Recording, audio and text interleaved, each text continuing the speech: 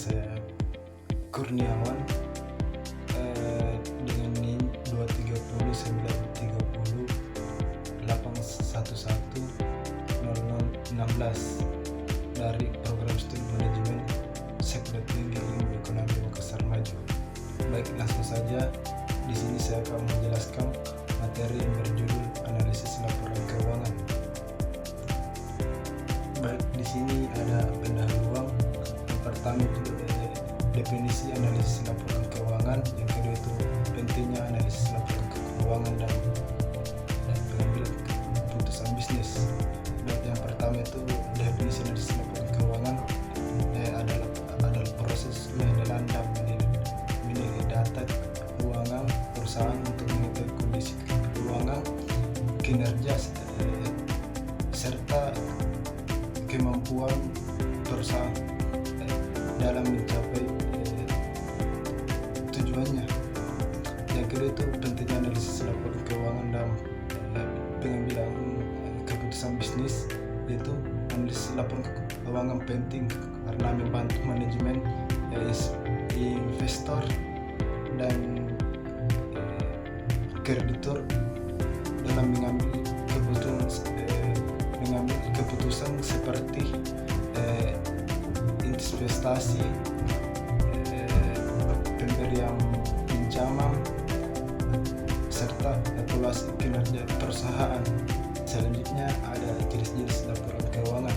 Yang pertama itu laporan laba rugi, yang kedua itu laporan neraca, yang ketiga itu laporan arus kas, di mana laporan laba rugi yang merujuk pendapatan atau biaya dan laba atau rugi perusahaan dalam suatu periode tertentu. Yang kedua itu laporan neraca, yaitu laporan yang menggambarkan posisi keuangan perusahaan pada suatu waktu tertentu, meliputi aset, kewajiban, dan ekuitas. Yang ketiga itu laporan arus kas, di mana laporan kas yang menunjukkan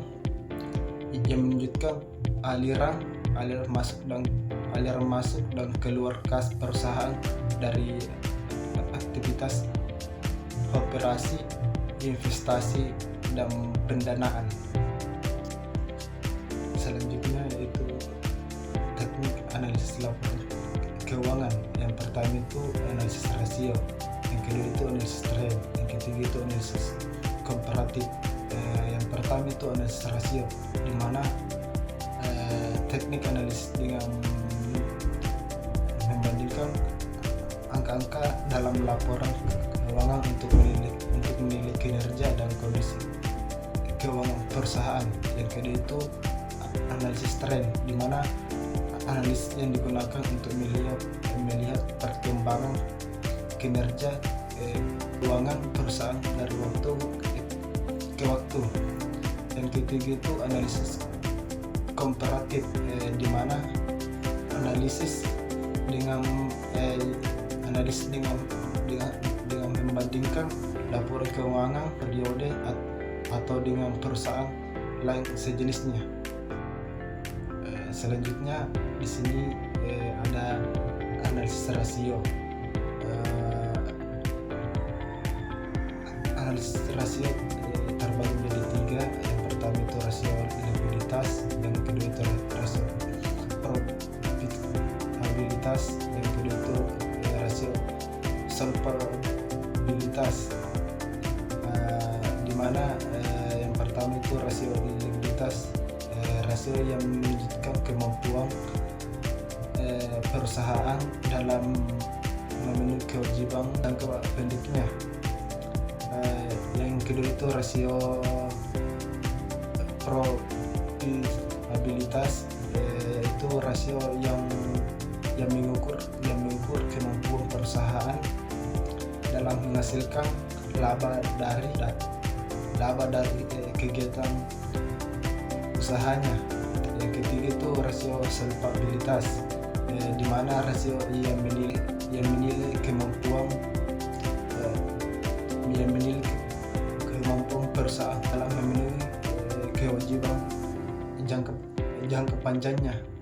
Kesimpulan yang saya paparkan yang tadi, yaitu analisis laporan keuangan merupakan alat penting untuk menilai kondisi keuangan, kinerja, serta kemampuan perusahaan dalam mencapai tujuan usaha. Melalui analisis ini, pihak manajemen, investor dan kreditur dapat memperoleh informasi yang akurat sebagai dasar pengambilan keputusan bisnis seperti investasi dan pemberian pinjaman dan evaluasi kinerja perusahaan. Laporan keuangan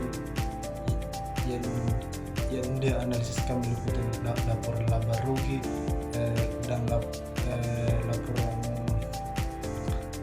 laporan neraca dan laporan arus kas.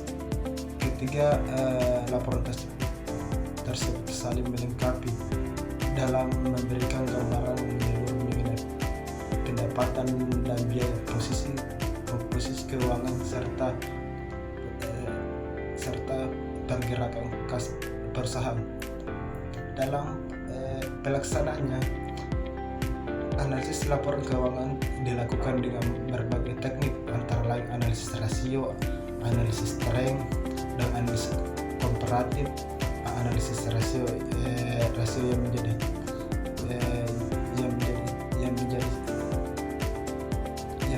teknik utama yang mencakup rasio likuiditas untuk menilai kemampuan memenuhi kewajiban jangka pendek, dan rasio probabilitas untuk mengukur kemampuan menghasilkan laba, dan rasio solvabilitas untuk menilai kemampuan memenuhi kewajiban jangka panjang. Dengan demikian, analisis laporan keuangan berperan penting dalam membantu perusahaan memahami kondisi keuangan secara objektif dan menjadi dasar yang kuat dalam perencanaan serta pengambilan keputusan bisnis yang tepat. Baik, itu saja yang saya sempat sampaikan. Mohon maaf apabila ada salah kata.